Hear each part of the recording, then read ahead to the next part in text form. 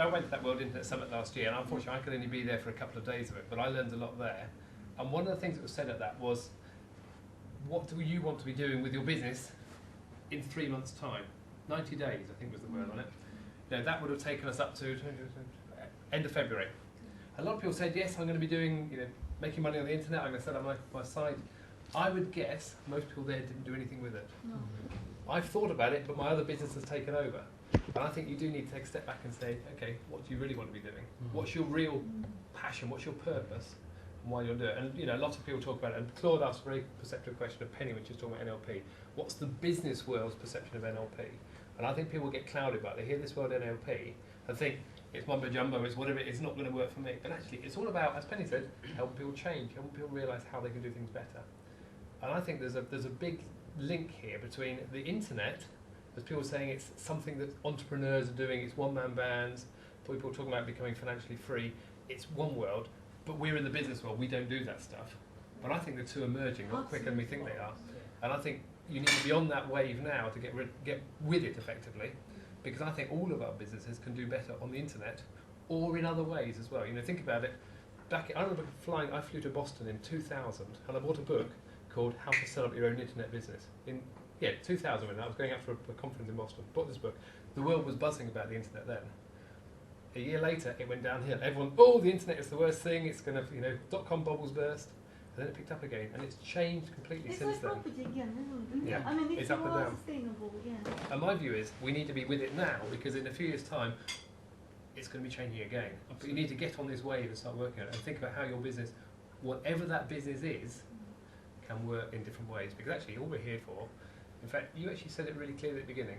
You're not a millionaire, but what you're doing is you're making enough money to put food on the table and enjoy yourself. And actually, life is about enjoyment at the end of the day. About lifestyle. It doesn't matter how much money you have, because actually, you can have a £40 million property portfolio, but actually, do you really need that? Someone said to me, in fact, we had a conversation about this, you know, how much do you really need to be financially free, whatever that means. And it's a lot less than you think it is. Well, Philip, that's what we talked about on the call, is that, you know, my bottom line is £2,500 a month. Yeah, in fact, Okay? yeah, remember that clearly. You Do know, you mean passive? sorry, yes, well, that's all I need. Whether it's passive, whatever. 2,500 is my.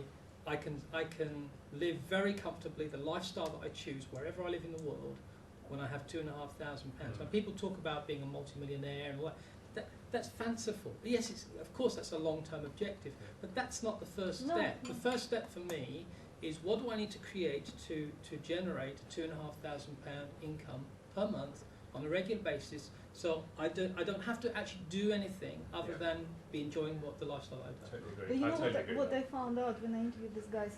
Most of them had good jobs, but what they didn't like is corporate world and being tied up to 9 to 5. And one of the guys, Alan Smith, he had 3 hair salons, but he developed chronic back pain. He was a creative guy, but he didn't want to manage salons because he couldn't cut hair anymore. So, and what he actually, another myth, it's not true that the first thing you put online will work.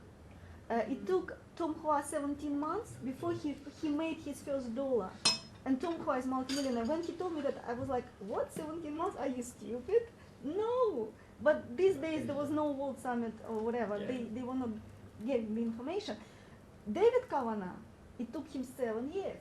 I mean, he played around with the computers or whatever, but he had his big hit software 7 years after he started. Yeah. So I was like, okay, then you're doing fine. You know, you're just learning, take your time. No pressure. Because people have this, I tried it this month, it didn't work, forget about it, it doesn't work. No.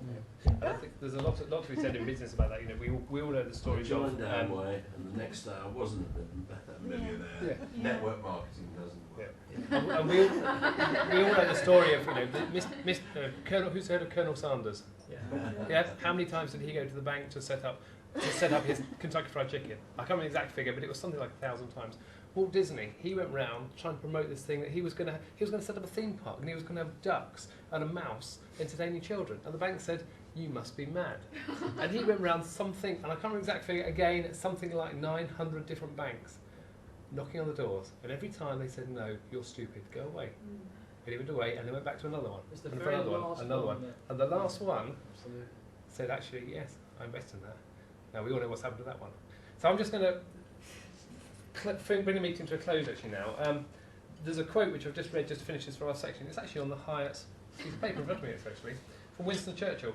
We shall not fail or falter. We shall not weaken or tire. Give us the tools, and we'll finish the job. Amen. And I think at the end of the day, we've got the tools in front of us today. brother. Rather go for it. Yeah. Thank you very much. It's been a really exciting meeting. We're slightly later than planned, but it's been a good meeting. I really enjoyed it. I hope you have too.